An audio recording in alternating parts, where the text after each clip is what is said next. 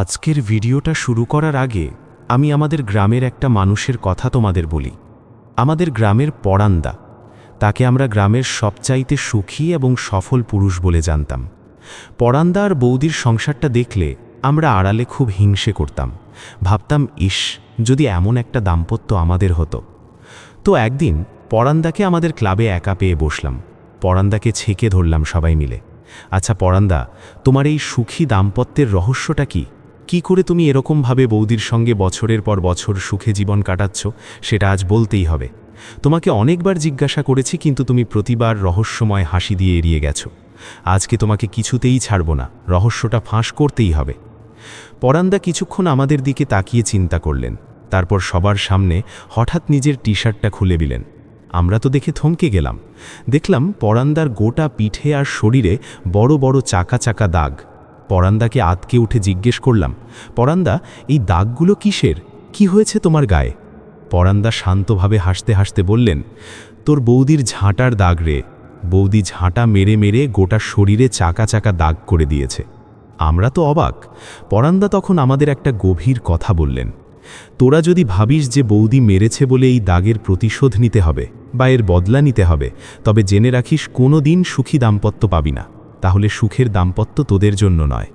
আমি যখন আয়নার সামনে দাঁড়িয়ে এই চাকা চাকা দাগগুলোকে দেখি, তখন মনে মনে হাসি আর ভাবি সেই ছোটবেলায় পড়া সেই ছড়াটা, বনে থাকে বাঘ, গায়ে তার চাকা চাকা দাগ। আমি নিজেকে প্রবোধ দিই যে আমি আসলে বাঘের মতো জীবন কাটাচ্ছি। তো বন্ধুরা, তোমরা যদি পরান্দার মতো ওরকম মার খেয়েও মুখ বুজে পড়ে থাকা দাম্পত্য বা ভালোবাসা চাও, তবে আজকের এই ভিডিওটা তোমাদের জন্য নয়। আমি আজ ভিডিওটা বানাচ্ছি তাদের জন্য যারা চাইছো তুমি তাকে যতটা ভালোবাসো সে তোমাকে ঠিক ততটাই ভালোবাসুক, কিংবা তার চেয়েও বেশি ভালোবাসুক। আর এই চেষ্টাটা তখনই সফল হবে যদি সেই মানুষটা তোমাকে অন্তত এক বিন্দু হলেও ভালোবাসে।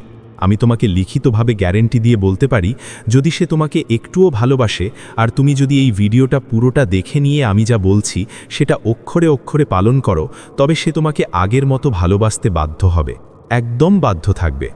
চলো, এই কথার গভীরে যাওয়ার আগে তোমাদের একটা চমৎকার পৌরাণিক গল্প শোনাই। এক রাক্ষস মহাদেবের বর পাওয়ার আশায় কঠোর তপস্যা করছে। বছরের পর বছর ধরে সে এক মনে মহাদেবকে ডাকছে। এদিকে মহাদেব তাকে পাত্তাই দিচ্ছেন না। মহাদেব ভাবছেন, এমন কতজন তো তপস্যা করছে, কিন্তু রাক্ষসটা দোমার পাত্র নয়। সে যুগের পর যুগ ধরে তপস্যা চালিয়েই যাচ্ছে। শেষ পর্যন্ত মহাদেব যখন দেখলেন এই ভক্তকে আর ফেরানো সম্ভব নয়, তিনি ঠিক করলেন তার সাথে দেখা করবেন। তিনি ভাবলেন, না, এইভাবে তো চলতে পারে না, এর সঙ্গে দেখা করতেই হবে। ভক্তের ডাক না শুনলে তো দেবলোকে আমার আর মান সম্মান থাকে না, ভক্তরা আমাকে আর বিশ্বাস করবে না। মহাদেব যখন ঠিক করলেন যে 2-1 দিনের ভেতরেই তিনি ওই রাক্ষসের সামনে প্রকট হবেন, ঠিক সেই সময় খবরটা পৌঁছে গেল দেবরাজ ইন্দ্রের কানে। ইন্দ্র প্রমাদ গুনলেন, রাক্ষসের বর পাওয়া মানেই তো স্বর্গরাজ্য আক্রমণ হওয়া। তাই ইন্দ্র কি করলেন? তিনি এক অপ্সরাকে পাঠিয়ে দিলেন সেই রাক্ষসের তপস্যা ভঙ্গ করতে। অপ্সরা গিয়ে সেই রাক্ষসের সামনে নাচ গান শুরু করল, তাকে প্রলুব্ধ করার চেষ্টা করল। রাক্ষস তখন চোখ খুলে দেখল, আরে, বছরের পর বছর ধরে তো আমি এখানে বসে বসে শরীরটাকে শেকড়ের মতো বানিয়ে ফেলেছি। কি চেহারা ছিল আর কি হয়েছে! মহাদেব তো আর এলেন না, আর আসবেন বলেও মনে হয় না। তার চেয়ে যা হাতের কাছে পেয়েছি তাই লাভ।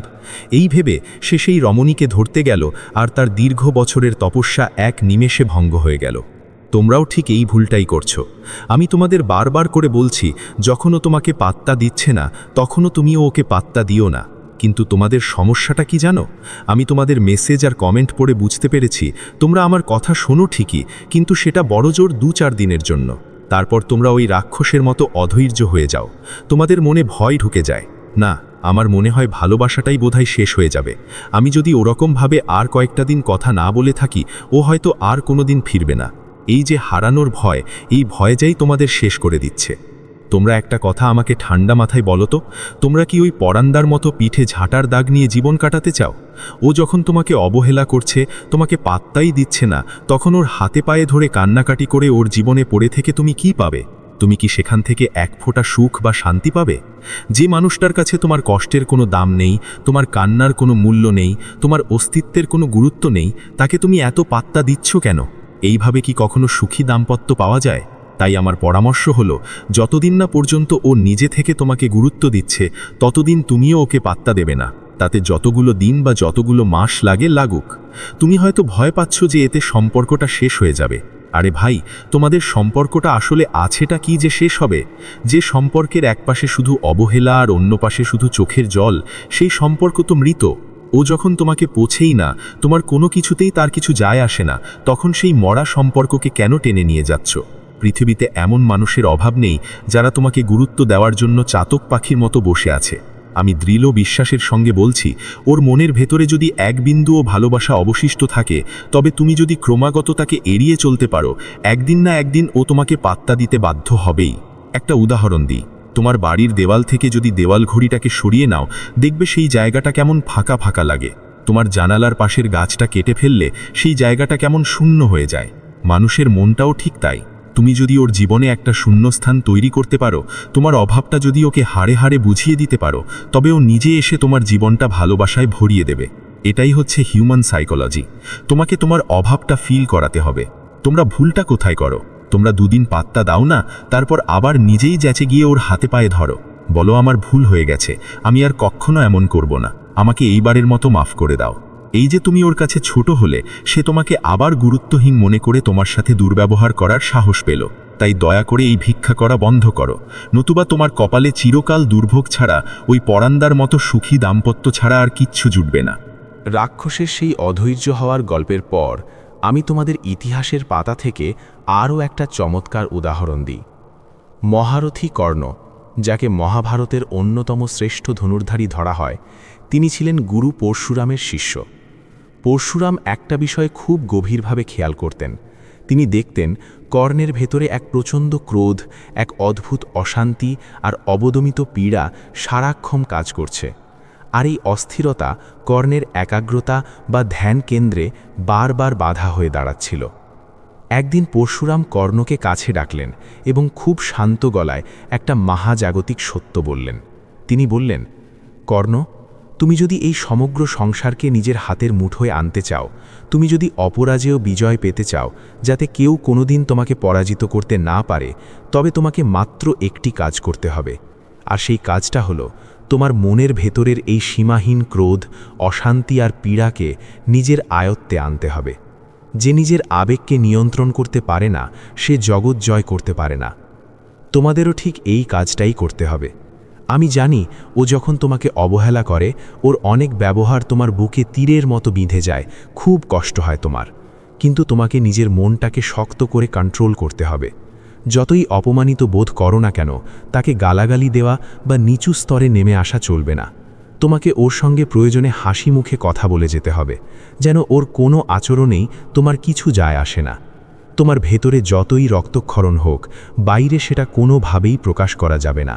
তোমাকে সবসময় নিজেকে এমনভাবে প্রেজেন্ট করতে হবে যেন আমি খুব বিন্দাস আছি, আমি দারুণ আছি।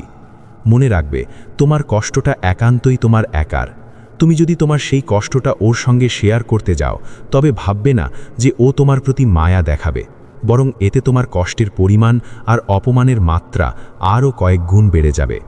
তোমার মনের অশান্তি বা তোমার ভেতরের কান্না ওর সামনে প্রকাশ করে বড়জোর সাময়িক একটু সমবেদনা পেতে পারো, কিন্তু ভালোবাসা কখনো পাবে না। সমবেদনা দিয়ে আর যাই হোক, রাজত্ব করা যায় না। তাই নিজেকে কখনো খোলা বইয়ের মতো ওর সামনে মেলে ধরো না যে আমি তো একদম খোলা বই, তুমি যখন খুশি এসে আমাকে পড়ে নাও। এটা করতে যাওয়া মানেই হলো সমূলে ডুবে যাওয়া। মানুষ যে জিনিসটা খুব সহজে পড়তে পারে বা বুঝতে পারে, সেটার প্রতি আর তার কোনো রহস্য বা আকর্ষণ থাকে না। তুমি আমার বলা এই দুটো কাজ অন্তত কিছুদিন করে দেখো, আমি বিশ্বাস করি সে তোমাকে আগের মতো ভালোবাসতে বাধ্য হবে। তবে একটা কথা আমি বারবার জোর দিয়ে বলছি, যদি তার মনের ভেতরে তোমার জন্য এক বিন্দু হলেও ভালোবাসা থেকে থাকে, তবেই এই ট্রিক্স বা টিপসগুলো কাজে লাগবে। আর যদি তার মনে তোমার জন্য কোনো জায়গাই না থাকে, তবে পৃথিবীতে এমন কোনো জাদুকর নেই যে তোমাকে সাহায্য করতে পারে। কারণ কাউকে জোর করে আর যাই হোক, মন থেকে ভালোবাসানো যায় না। তুমি হাজার হাজার ইউটিউব ভিডিও দেখে নাও, অনেক টুকটাক করো, তাতে জোর করে হয়তো ওর দেহটাকে ভোগ করা যাবে, জোর করে সমাজকে দেখিয়ে বিয়েটাও করা যাবে, কিন্তু ওর মনটাকে কোনোদিন জয় করতে পারবে না। মন ততক্ষণই কানেক্ট হয় না যতক্ষণ না ও তোমাকে ফিল করার সুযোগ পায়। আর তুমি তো ওকে ফিল করার সেই সুযোগটাই দিচ্ছ না। তুমি সারাক্ষণ ফোনের ওপর ফোন করে যাচ্ছ, মেসেজের পর মেসেজ দিয়ে যাচ্ছ, আর নিজের ভ্যালিউটাকে একদম মাটির সাথে মিশিয়ে দিচ্ছ। মনে রেখো, তুমি নিজেকে যত বেশি সহজলভ্য বা ভ্যালুলেস করে তুলবে, তত বেশি তুমি ওর কাছে তুচ্ছ হবে এবং ততই তোমাকে বেশি ভুগতে হবে। এই সমস্যার সমাধান কোনো ইউটিউবার বা বাইরের কেউ করে দিতে পারবে না, যদি না তুমি নিজে নিজের গুরুত্ব বুঝতে শেখো। ভিডিওর শেষে তোমাদের কাছে একটা বিনীত অনুরোধ করি, তোমরা যারা ভিডিও অর্ধেকটা দেখে বা অসম্পূর্ণ তথ্য নিয়ে আমাকে ইনস্টাগ্রামে মেসেজ করে বিরক্ত করো, তারা প্লিজ আগে পুরো ভিডিওটা মন দিয়ে দেখো। আমি তোমাদের প্রত্যেকের মেসেজ পড়ি, প্রত্যেকের কমেন্টের রিপ্লাই দিই এবং আন্তরিকভাবে তোমাদের সমস্যাগুলো সমাধানের চেষ্টা করি। তাই তোমরাও আমাকে এটুকু সম্মান দিও, যাতে ভিডিওটা পুরোটা দেখে তারপর তোমাদের মনের কথা বা প্রবলেমগুলো শেয়ার করো। আমি সাধ্যমতো চেষ্টা করব তোমাদের প্রতিটি সমস্যা মিটিয়ে দেওয়ার। তবে একটা কথা মাথায় রেখো, আমিও তোমাদের মতো একজন রক্ত মাংসের সাধারণ মানুষ। আমি কোনো দৈব বা অসীম ক্ষমতার অধিকারী নই যে একটা মন্ত্র পড়ব আর দুম করে সেই মানুষটা তোমার সাথে জুড়ে যাবে। বাস্তবে এমনটা হয় না। তোমাকে ধৈর্য বা পেশেন্স রাখতে হবে। একটা কথা আছে না, যারা সয় তারাই রয়। তোমাকে সইতে হবে। ও তোমাকে অবহেলা করে যতটা না পোড়াচ্ছে, তুমি নিজেকে শান্ত রেখে তাকেও একটু সেই অভাবটা ফিল করতে দাও। তুমি যদি হ্যাংলার মতো সারাক্ষণ ওর পিছু কিছু ঘুরতে থাকো, তবে ও তোমাকে কোনোদিন মিস করবে না।